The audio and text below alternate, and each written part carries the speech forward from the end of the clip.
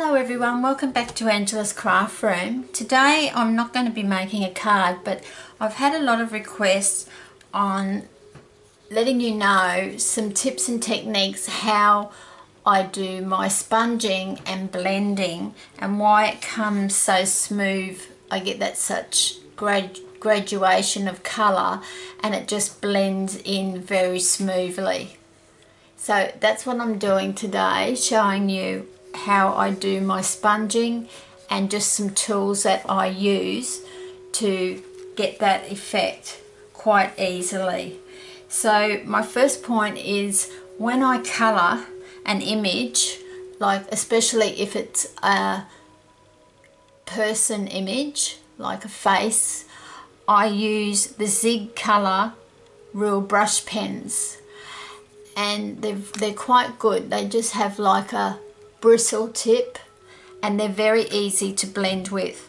Okay, so the tutorial's not about them, but I just want to let you know.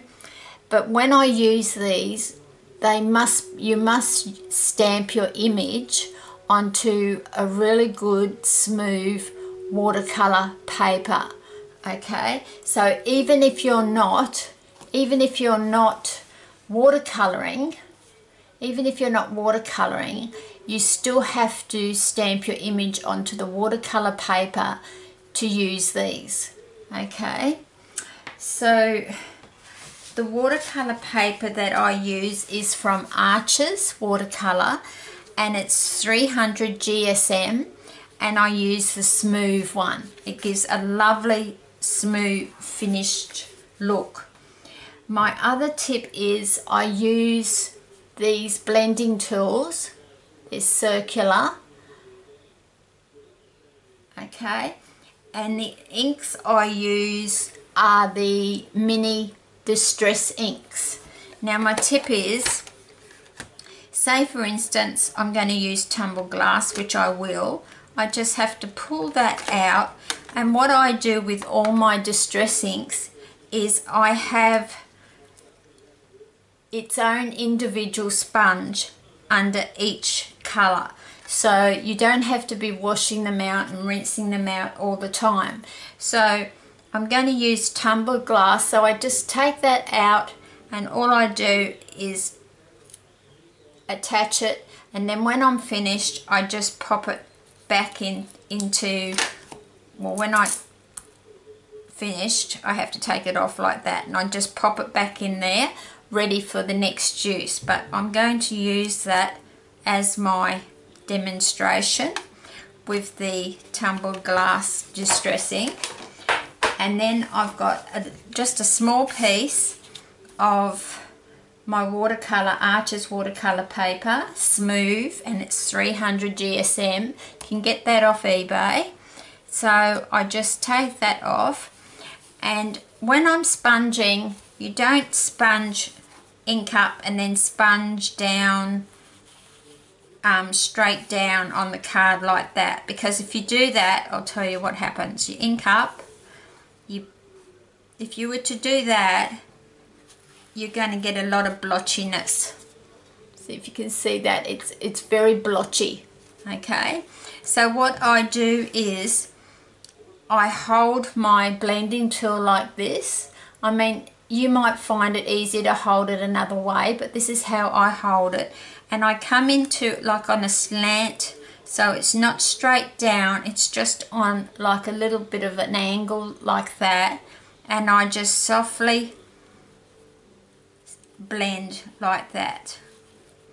So I tap a bit off onto my grid paper, and then I'm not going to sponge a lot, but I'm just going to, it's just for those that have been asking me how I get such a smooth background finish.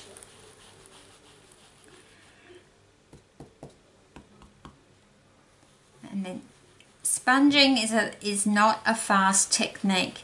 If you want to get a good result with your sponging, you have to have a lot of patience and just keep building up on the colour. So I'll just do a little bit for you just so you can see. but I've had a few people ask me, so I thought it's a lot easier for me just to show you.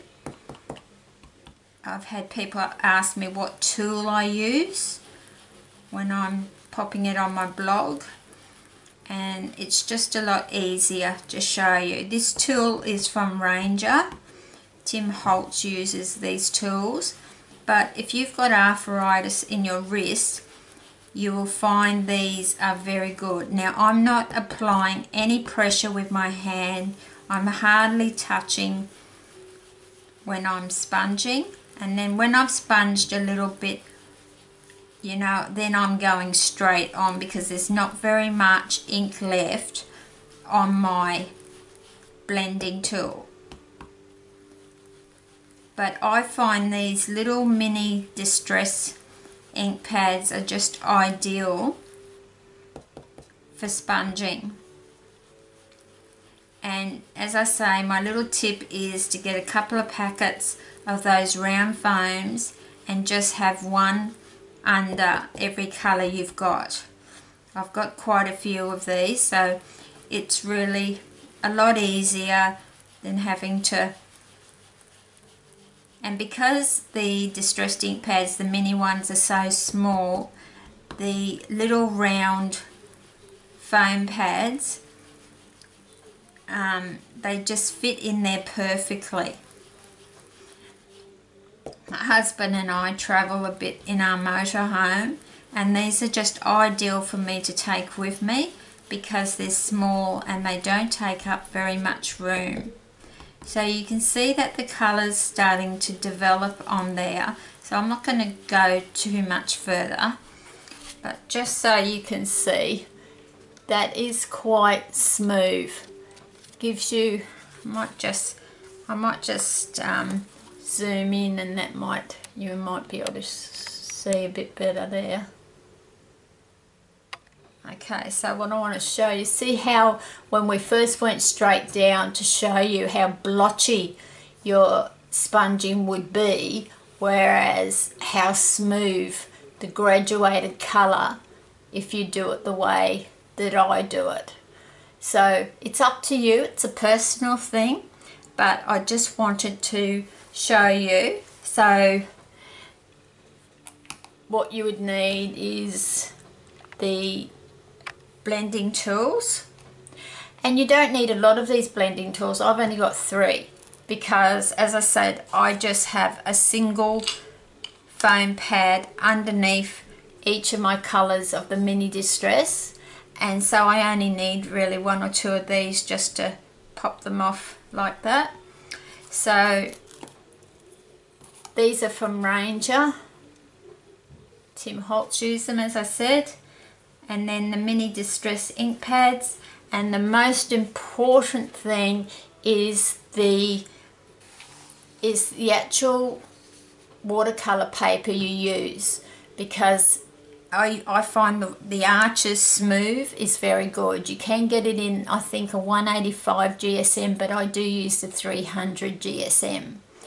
So I hope that helps those that have been asking me to show them how I sponge and how I can get such a smooth outcome of colours and radiant, just graduating into the colours, and no blotchiness. It just comes off very smooth. So you can imagine how long it would have taken me to sponge this whole card.